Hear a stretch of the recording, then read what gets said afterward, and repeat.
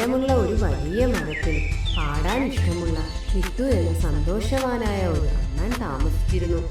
കിട്ടുവിൻ്റെ പാട്ടുകൾ വളരെ മനോഹരമായിരുന്നു. പക്ഷേ മറ്റുള്ളവരുടെ മുന്നിൽ പോയി പാടാൻ അവന് മടിയായിരുന്നു. എങ്കിലും കിട്ടുവിൻ്റെ അടുത്ത സുഹൃത്തുക്കൾക്ക് വളരെ ഇഷ്ടമായിരുന്നു കിട്ടുവിൻ്റെ പാട്ട്. എന്നിരുന്നാലും കിട്ടു അല്പം നാണക്കാരനായിരുന്നു. അതുകൊണ്ട് അവൻ ഒറ്റയ്ക്കിരിക്കുമ്പോൾ മാത്രമേ കൂടുതലും പാടാറുള്ളൂ. അങ്ങനെ ഇരിക്കുമ്പോൾ കാട്ടിൽ വലിയൊരു കൊടുങ്കാറ്റും വെള്ളപ്പൊക്കവും വന്നു. വലിയ നാശനഷ്ടങ്ങളൊക്കെ സംഭവിച്ചു. മഴയും കാറ്റും കാരണം മൃഗങ്ങളുടെ സമാധാനമൊക്കെ പോയി. ദുഃഖിച്ചിരിക്കുന്ന മൃഗങ്ങളെ സന്തോഷിപ്പിക്കാൻ തന്നാൽ കഴിയുന്ന എന്തെങ്കിലും ചെയ്യണമെന്ന് കിട്ടുവിന് തോന്നി.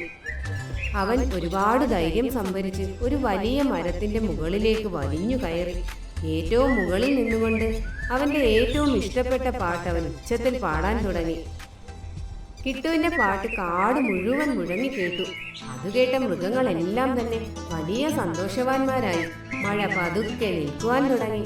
പതുക്കെ പതുക്കെ കാർമേഘങ്ങളൊക്കെ മാറി. സൂര്യന്റെ പ്രകാശം മണ്ണിൽ പതിക്കാൻ തുടങ്ങി. മൃഗങ്ങളെല്ലാവരും പുറത്തേക്ക് ഇറങ്ങി.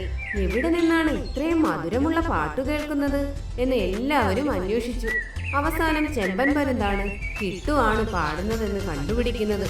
ഇതറിഞ്ഞ കാട്ടിലെ മൃഗങ്ങൾ അത്ഭുതത്തോടെ കിട്ടുവിന്റെ ചുറ്റും കൂടി. കിട്ടുവിന്റെ മനോഹരമായ ഗാനം വീണ്ടും വീണ്ടും കേട്ടു. അവർ നൃത്തം ചെയ്ത് സന്തോഷിച്ചു. തന്റെ കഴിവുകൾ പങ്കുവച്ചാൽ ചുറ്റുമുള്ളവരുടെ ജീവിതം ശോഭനമാക്കാൻ കഴിയുമെന്ന് കിട്ടുവിന് മനസ്സിലായി. അന്നു മുതൽ സുഹൃത്തുക്കളുമായി സന്തോഷിക്കുമ്പോൾ കിട്ടു പാടിക്കൊണ്ടിരുന്നു. അതോടുകൂടി കിട്ടുവിന്റെ നാണമെല്ലാം മാറി. അവൻ കാട്ടിലെ നല്ലൊരു പാട്ടുകാരനായി മാറി.